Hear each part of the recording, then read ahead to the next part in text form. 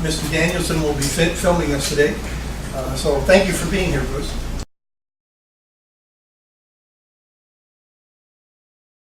Welcome back to ViewPoint University. I'm Dan Peters, 1140 KSOO. We are joined now by Bruce Danielson and Scott Erishman. And Bruce Danielson's the guy who's behind the Citizens for Integrity campaign. I'm going to ask you to pull that microphone just a little bit closer if I could, Bruce. Scott, yours is right about where I need it to be. Okay. How's that? Yeah, that'll work. All right. We're ready to go. Oh, good. Good. Now, well, let's make sure we kind of set the foundation. Now, Bruce, you're with Citizens for Integrity. Yes. And just basically kind of give us a quick overview of what that organization's about. Well, I pretty much built the organization starting in 2014 when we were running into all the issues with the city election that we were having that year and all the state laws and rules that the city was breaking in the process of running that election. And it was so frustrating that I began to record these advocational education sessions the city was having to sell the voters on what they wanted done. And so, and as the campaign finished and we were frustrated with a lot of the results that came out of it, we decided to go ahead and kind of formalize things more, and I got more involved in then doing videos. And last year I ran the Stop the Funding campaign to try and stop the administration building the city was ramming through. So that's a quick snapshot of what's gone on the last couple of years. Now, Scott, let me ask you, you have been involved in the community, but you have most of what you are known for is you run the website South Dakota. Yeah, southdakota.com. And Bruce started adding videos to the website, what, 3 years ago probably? In 2014. Yeah, about 3 years ago. About now. 3 years ago. And he just, I'd known him for probably about a year before that, and he had just mentioned to me, I got these cameras, why don't we just go film people and let's see what we can do with them. And I said, hey, well, that's a good idea. YouTube channel. And it's been turned out to be really, really well liked. I get told a lot that the public input, us snipping out the public input of the meetings are real important. So I've been doing that since, I always try to remember this, I think 2008. Okay. And following mostly city politics, starting with Munson and Mayor Munson and DeHeath or so. Kind of had a leg up on this current administration, but yeah, that's what I've been doing since 2008. Well, I'll ask you philosophically. Are you gentlemen, are you fighting a common opponent, or are you trying to achieve similar goals in trying to further open? So that's your goal. Yes, open just government. open government, transparency. I'm a huge transparency person. I believe it's so important to good government. You can't have one without the other. And anybody who will argue, well, there's certain things you got to keep secret like this. No. You can't say, I'm the kind of person that says, you can't say, well, if it's okay to keep this secret, then maybe it's okay to keep this secret. And that's how it kind of starts to spurt. I'm saying open everything up. If you're not doing anything wrong, what does it matter? So do you feel your goal or your methods are reactionary or visionary? Well, you have to have a vision. You first have to have the vision of what open government is. Yeah. And I got acquainted with open government back in the early 70s when I worked with in the state legislature, and when open government was introduced to South Dakota, and they call them sunshine laws. And I don't think a lot of people understand open government like maybe like Bruce and I do, especially Bruce, what that all encompasses. When you can tell people, did you know, like what I've told people, did you know you can look up any city employee's wage? You can? Like they didn't know that. And I said, well, yeah, it's open government. You're the one paying their wages. Shouldn't you be able to know that? Well, sure, I should be able to know that. Well, that's and there's a lot of people said, I think some people think that it's okay to keep certain things secret in government. Well, if it has to do with the safety of an employee or something like that, sure, I totally understand that. But there's very few things that I think should be kept secret. Okay, now that we kind of have a basis for what you guys are all about, so let's talk about what's coming up in 2017, or some things that you see that should define what open government is in the city of Sioux Falls.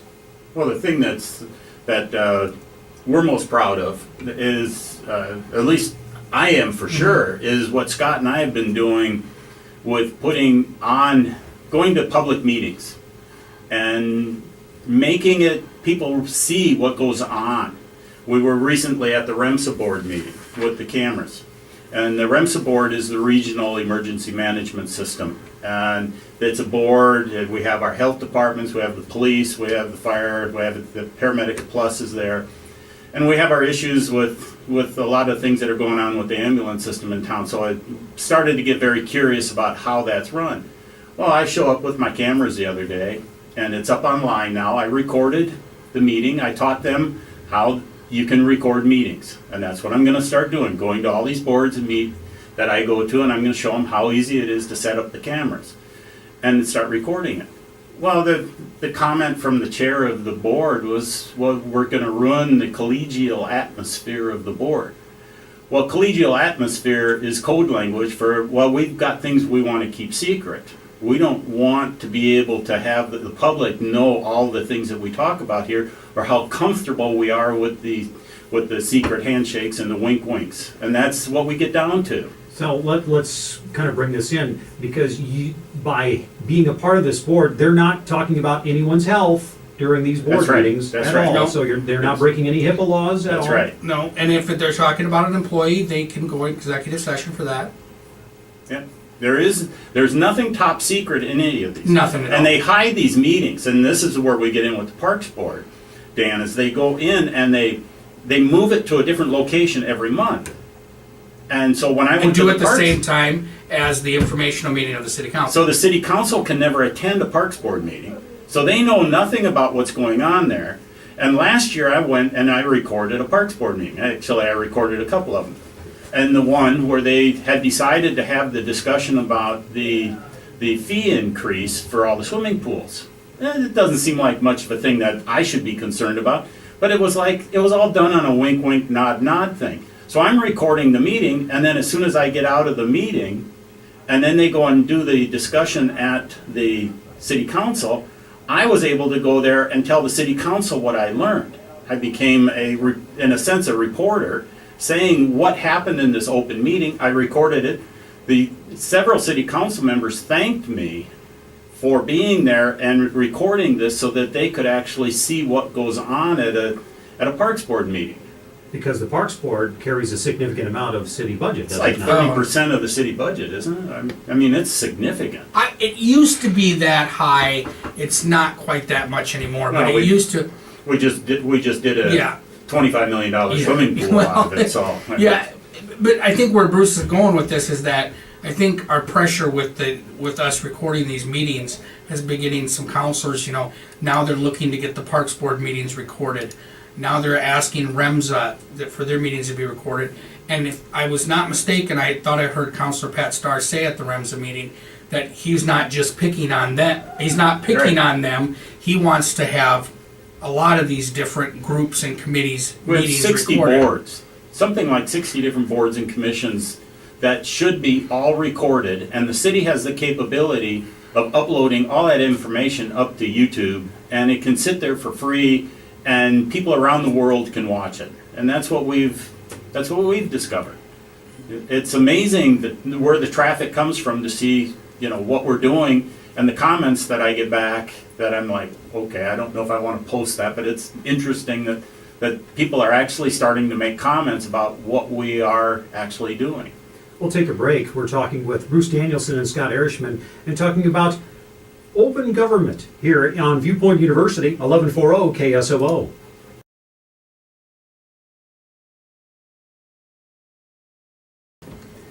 KSOO, ViewPoint University. Hello there, I'm Dan Peters, and we are talking with open government advocates, Bruce Danielson and Scott Erishman.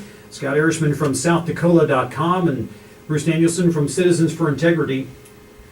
So in 2017, so let's go back to that city administration building. So now the die is Do we cast. have to? Yeah, because that's important because so now how do you bird dog this? Are you going to bird dog this thing the rest of the way? Oh, absolutely. I mean, you can't stop. You know, I've made some comments to some people, and they go, and people are saying, you just have to keep watching everything along the way and find out what they're doing. And the other side of it is, now that they've decided to spend what will eventually be a $30 million building by the time we pay for everything, we have buildings that the city has in their inventory that they can now sell. So are they going to sell any of those buildings to recoup any of the money to put back into the bond payments? Because that's what should be done now. You know, so that's going to be one of our big pushes. So that Park and Recs building that's over on 49th, is that? They could sell They that. could sell that. In fact, there's a ready buyer for it. But would they still need to move the equipment somewhere, or would they keep the equipment out there? My understanding is that's There's nothing just in Christmas there. lights in there. So, you know, there's a place that they could find to put Christmas lights. There's that building next to the event center, which the utilities building, which I believe is a prime piece of property for anybody who would want to build a restaurant or hotel. I think you could sell that lot for quite a bit of money. And then the Parks and Rec building on 6th and The old Phillips, railroad depot. you know, that they claiming they want to keep that for Levitt storage. Well, then sell it to Levitt. Then sell it to Levitt. But as I've been doing some research on Levitt today, and I don't even want to go there. That's a whole other complicated beast. But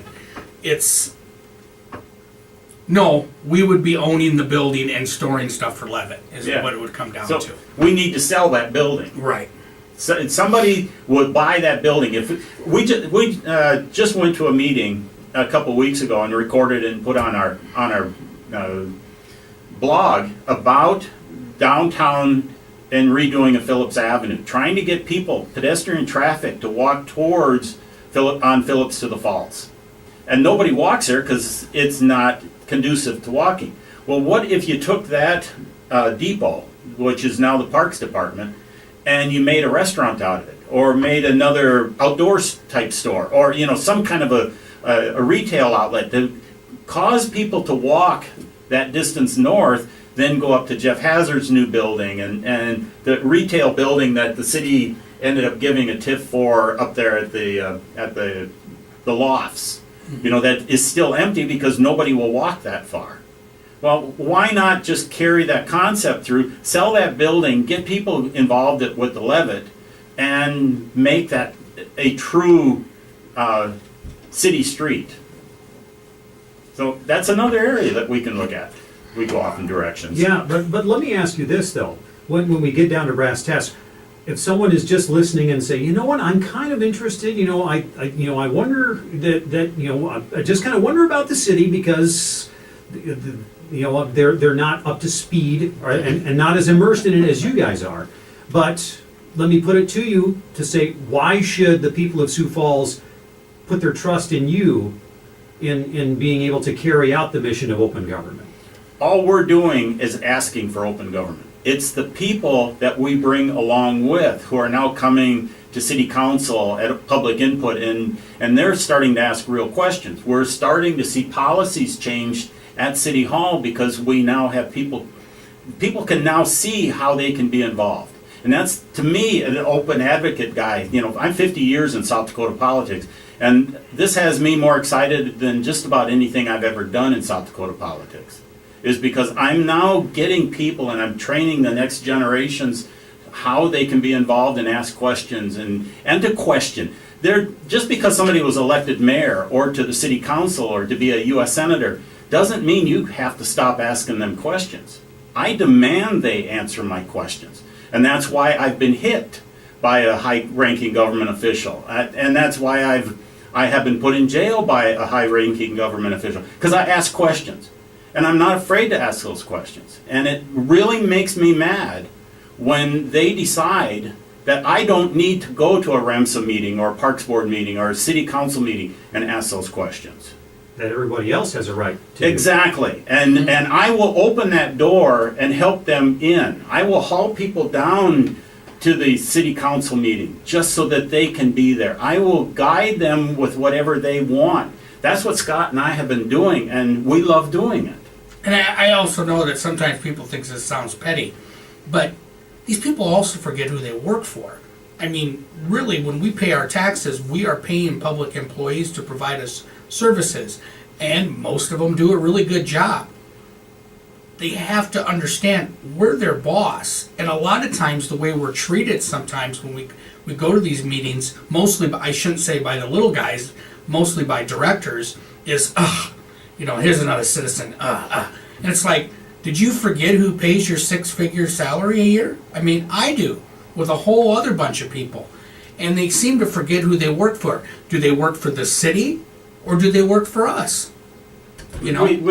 We just had a situation at a city council meeting where one of the city directors, who only answers to the mayor, was extremely condescending and put down a city council person who was elected at large. There was no excuse for that city director to go in and berate that individual for just asking a very important question. If that person needed to know that information, I bet you there's 1,000 or more people in town that would like an answer to that question. Well, we'll have to have those questions and answers be taken at another time because we're out. We've used up the time that we have allotted with you gentlemen I today. told you we could take an hour, easy. Oh, yes. Bruce Danielson and Scott Erishman, thanks for joining us. Thank you, very Dan. much, Dan. 456 1140 KSOO. Could you put your cookies down, please? Security, escort this gentleman out, please. Come on, Soda Pop, let's go.